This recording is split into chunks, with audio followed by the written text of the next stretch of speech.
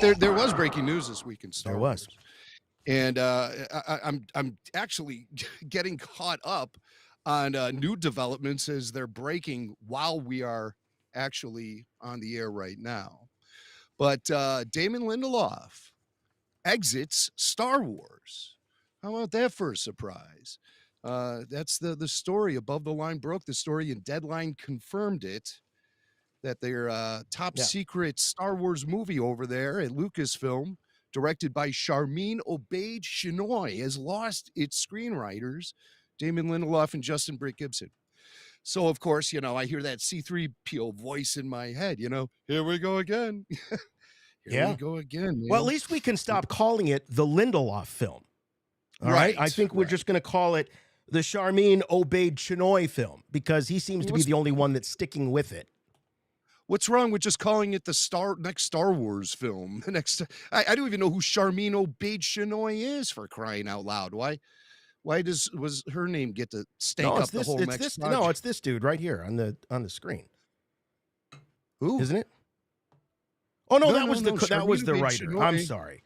That's That was the other writer. So the two guys on the left, you got Lindelof in the middle there, and you got his the other writer. What's his name? These guys come and go. Justin Britt-Gibson. Yeah. So they're out, and Stephen Knight is in. But Chinoy is still there. The Ms. Marvel director is still there. Yes, right. And so that project then is it's in turmoil, clearly. And we were sort of tipped off to this on Sunday, when somebody pulled Lindelof aside at some kind of, I don't know, red carpet event he was attending or something, and they asked him about the next Star Wars movie. And he just said the degree of difficulty is extremely, extremely, extremely high. If the film can't be great, it shouldn't exist. That's all I'll say, because I have the same association with Star Wars as you do, which is it was the first movie I saw sitting in my dad's lap, 4 years old, May of 1977. I think it's possible that sometimes when you hold something in such high reverence and esteem, you start to get in the kitchen and you just go, maybe I shouldn't be cooking. Maybe I should just be eating. We'll leave it at that. And he left it at that, all right. Apparently he split in February. And I just, my only real commentary about this is because, listen, gang, it's not uncommon for a writer to leave the project after he's been working on it. I mean, look at Gary Whitta, for crying out loud. How many writers were brought into Rogue One? Gary still wears that credit on his sleeve and says it loud and proud. And he takes a lot of ownership for that film and was, as involved as he could be during the time he worked on it. Same with the other writers of that film. But it sounds like Lindelof is making a clean cut. Doesn't sound like he's going to be looking for any credit for this next Star Wars film, because he said if it can't be great, it shouldn't exist. So my question is, Lindelof has said essentially he's condemned the next Star Wars film publicly if they're plowing through with the same idea. You know what I mean? Is Lucasfilm going to plow ahead with a film concept that Lindelof is condemned, or is everything going back to square one? And this new writer who's coming, he's a British writer. I'm not familiar with him at all, but Variety did break the exclusive tonight, just as we were going on the air, Stephen Knight to write new Star Wars movie. And everybody goes, oh, he's the Peaky Blinders guy. I don't know what the hell Peaky Blinders is. Explain. Swank. Peaky Blinders? Well, I haven't watched the show, but you've seen it's an iconic look. It's about British, I believe, Irish gangsters in the 1920s, 1930s, I think. If you're a Peaky Blinders fan, you're going to be annoyed because I don't know. But I've seen enough of the clips of the show. They're all wearing those little newsboy caps. You've seen it. Mm-hmm. And the wool trench coats. I noticed the fashion more than anything else. Yeah. But he's written a lot of things. He's helmed shows for the BBC. Peaky Blinders is seen on Netflix in the U.S., but that was a BBC show. Now listen, Rogue One, again, I'm bringing that up as an example here because that was a film in great turmoil. They bounced everyone and brought in Tony Gilroy to fix the thing, both behind the camera and the typewriter. And so we saw how great Rogue One turned out. So this doesn't necessarily condemn the next Star Wars film. I just get worried that Damon Lindelof said it's not great and it shouldn't exist in the state it's in right now.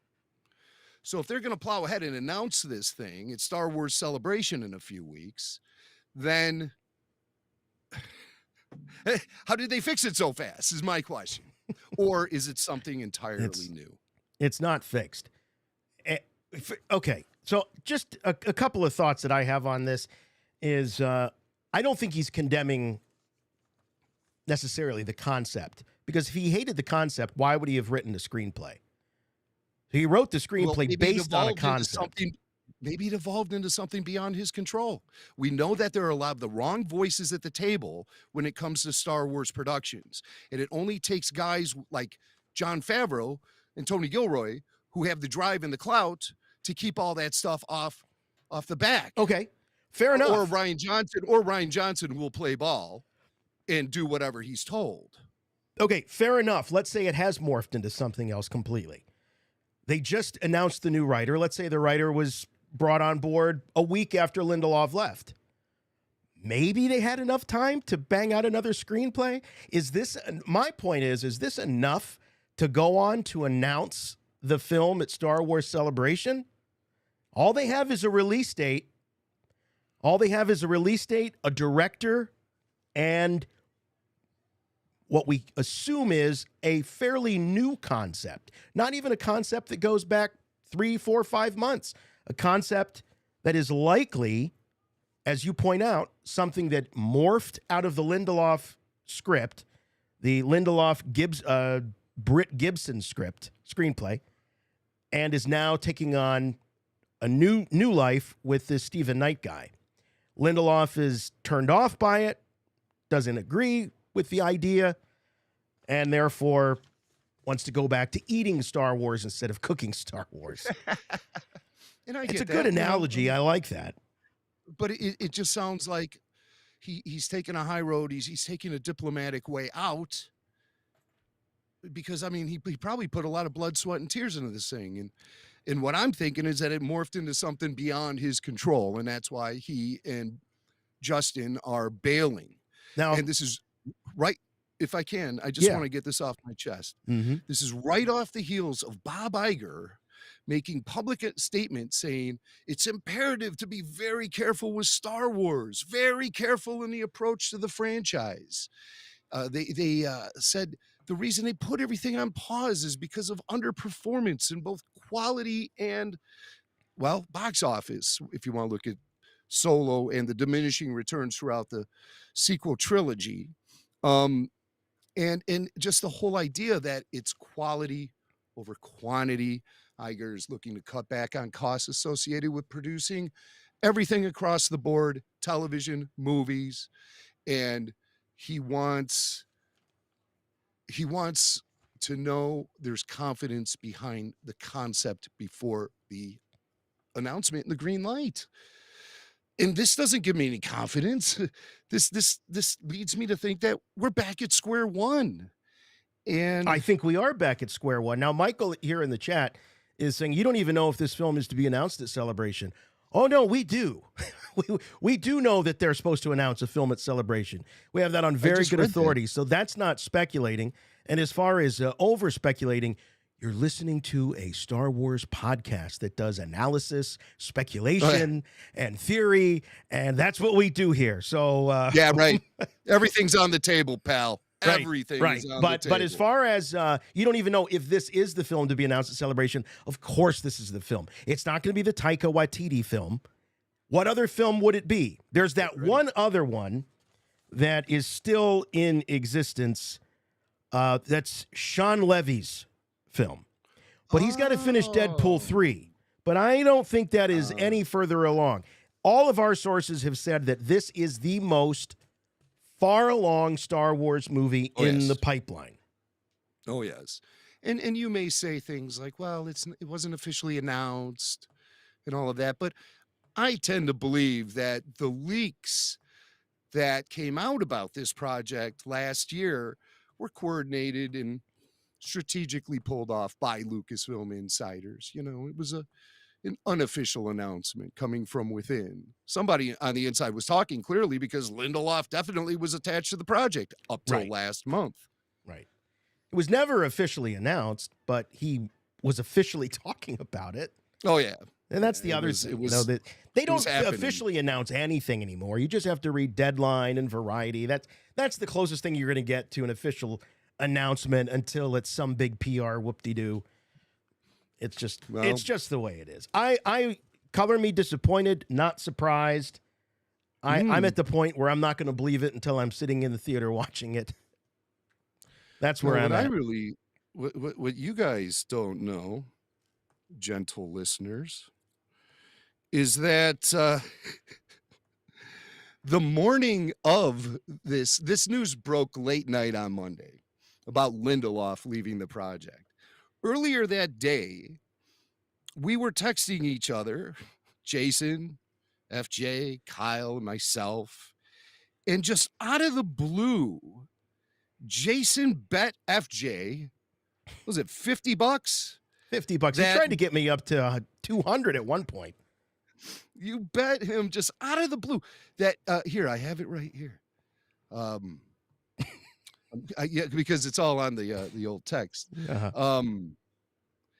It just out of the blue, you're like, yeah, they're not going to announce the Lindelof movie at Star Wars Celebration. And right away, FJ's like, I'll take you up on that bet. And so I'm up late night working on Monday night, and the news breaks that Lindelof is out. And, you know, you think the first place you go is to like the trade websites or the fan websites. No, I go to my my messages here, my instant messages, just to pull up the info on the bet itself. And sure enough, there's the bet, you know. And so what is the status of this bet? Because I think that FJ may have a loophole on you. He does. The bet was specifically that the Lindelof film won't be announced at Celebration. Now, the film Lindelof was working on could be announced at Celebration. So does that qualify as the Lindelof film? It absolutely qualifies. No, I couldn't live with myself if I try to get out on that technicality, the fact that he's no longer attached to that movie.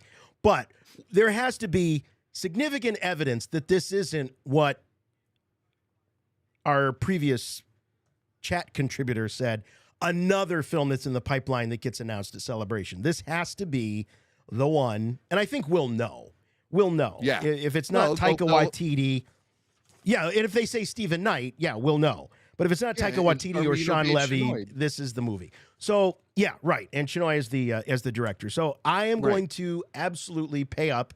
If I don't think any Star Wars movie is going to get announced at Star Wars Celebration, I still don't believe that it's going to happen. I think there will be other, projects that'll get announced, but I don't think they're going to be announcing a Star Wars feature from the main stage at Star Wars Celebration.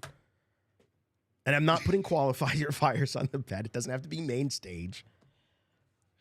There it is, right there. There it is. Max got it. FJ, I'll bet. I'll bet you $50 that Lindelof movie isn't announced at Celebration. I'll take that bet. You're on. All right. And he says, what makes you think? What makes you think? And Jason, right away, those comments that he made on Sunday night. Right. That did sound like a white flag of an announcement.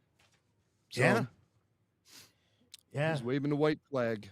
And Jason knew it.